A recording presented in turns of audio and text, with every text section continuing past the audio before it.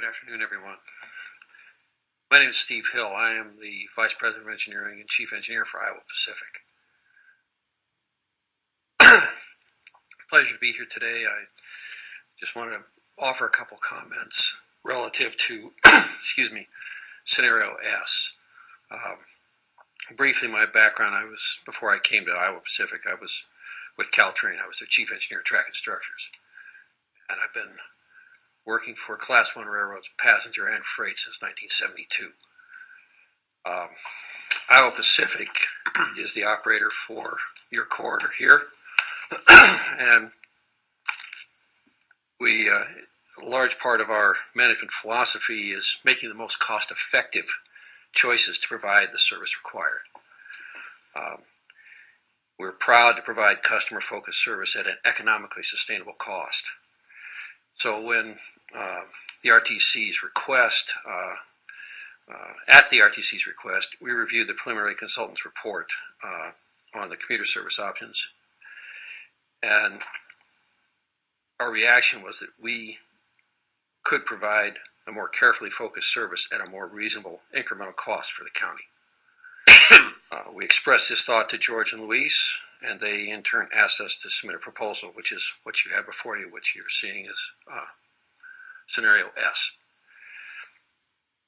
As we were doing this exercise on a pro bono basis, we asked the commission staff to pick one scenario to focus on. We were given the one that you're looking at.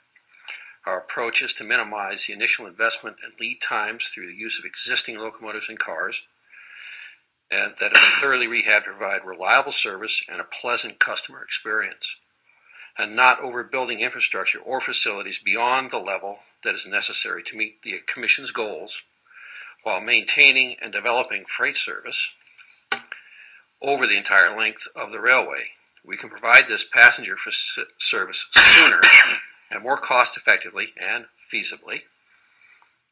As for freight service, our marketing staff is actively looking to acquire additional freight traffic for the railway. However, companies are slow to change their logistics practices, so this is rarely a short-term process.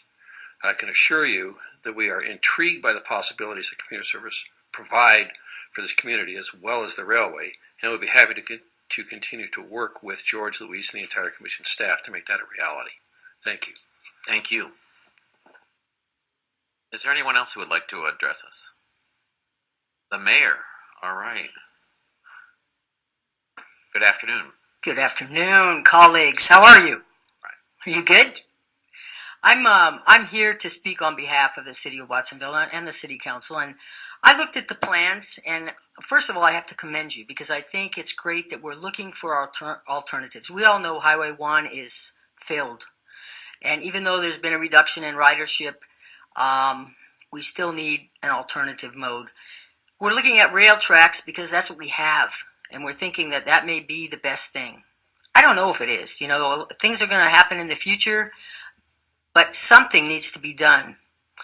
Looking at this plan, I would say we need to go with Plan G. You can't forget Watsonville.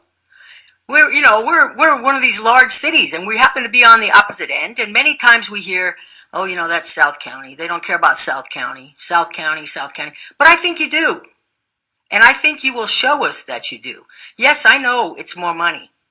It's a half-cent sales tax. You want Watsonville's support, I'm sure, but you got to include us. You can't leave us out.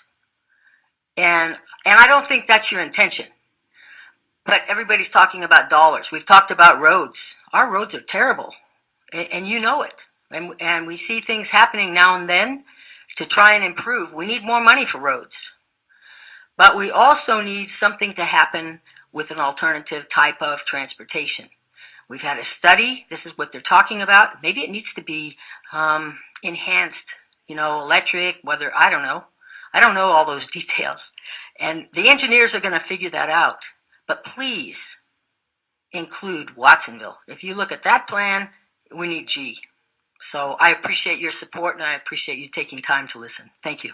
Thank you, Mayor.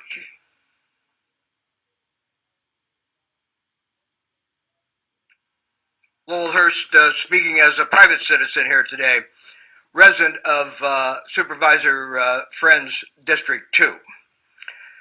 great presentation, very interesting data.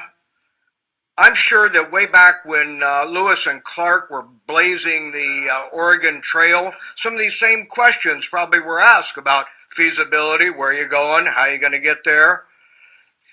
When the Transcontinental Railroad was built, I'm sure they had arguments about where it was going to start, where it was going to stop, how it was going to meet in the middle, but they got there. When the Wright brothers took off from Kitty Hawk, I'm sure that there were people that said, hey, that's not feasible, that's not practical, it'll never carry any passengers. But things evolve. When Henry Ford first came out with a car, I'm sure that the people who made buggy whips said, hey, this is not going to work at all. Where it starts and where it stops are very important. There's a lot of unknowns. Lots of unknowns. But one thing that is known for sure, and it is solid, is the security of the right-of-way. And so the right-of-way exists. It's useful. Find ways to maximize it. Be brave and think big. Thank you. Thank you.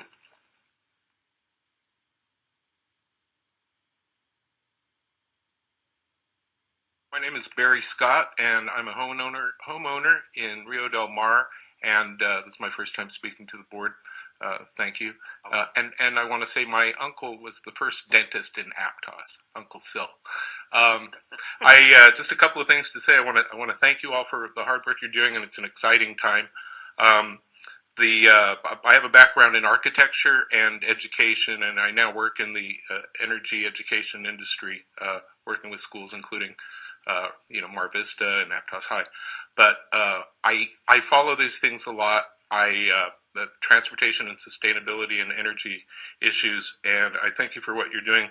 Just the three thoughts I had was it looks like you're doing this, keeping in mind the fact that corridor, which is what an asset, what an incredible asset, and I hope y'all, and I think you will, do the right thing with it, but thinking about that as a piece of a bigger system, making it go to Watsonville, making sure that it can hook up with other modes so that I can get to the airport, say, and do things. I mean, the idea of a bike path is a lovely idea, but if it's dedicated just to bikes and pedestrians, I don't think it's going to serve as many people as a rail system will.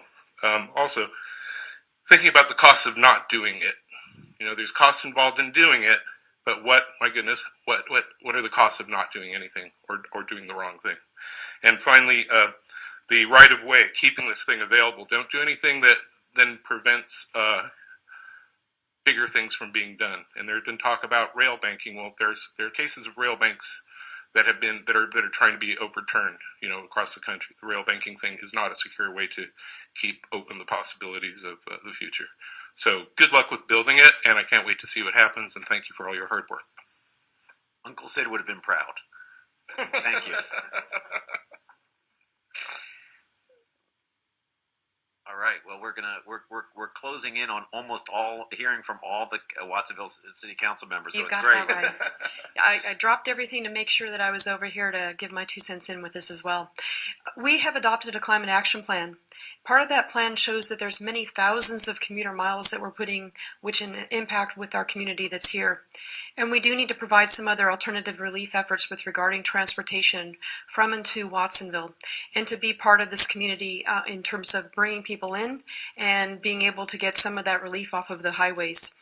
We know that we're not going to see too much happen in our neighborhoods here to relieve some of the traffic congestions that vehicles are creating, but perhaps this project in bringing it to Watsonville and allowing this as an additional resource will relieve or remedy a lot of the impact. When it takes me an hour and 10 minutes to get from one city hall to the next city hall, that's my personal observation of what we have for the impact that we have in trying to get just from from one neighborhood to the other neighborhood, and that's not even on a daily commuter basis, which I dread to even think about doing. So what we really need to do is focus on what will allow us an opportunity for an alternative method of getting around our county, and to be able to support this a project that brings us from one neighborhood to the next in another means than to be on that Highway 1 situation. So I I encourage all of you to work on allowing whatever resources available for it to be inclusive of our community, for our neighborhood, and the collaborative efforts of trying to relieve some of our the traffic congestion we see on the Highway 1. Thank you. Thank you. Is there anyone else who would like to address us?